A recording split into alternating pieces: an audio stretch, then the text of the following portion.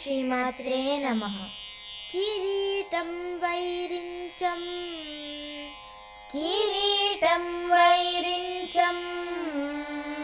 परिहरपुरः कैटभविदः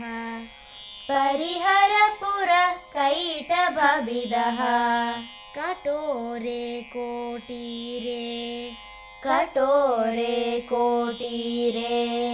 स्खलसिजहिजं भारिमकुटम्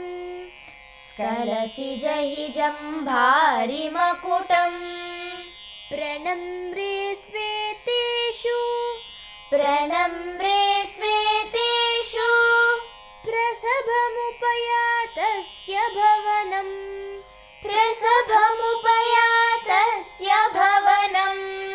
भवस्याभ्युत्थाने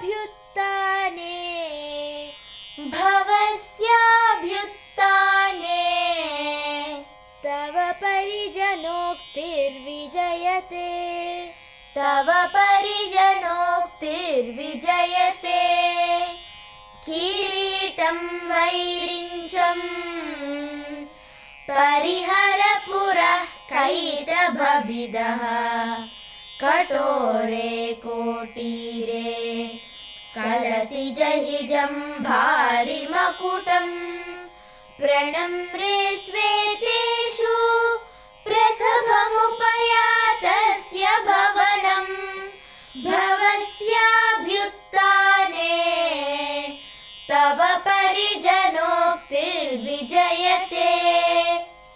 ॐ श्रीमात्रे नमः।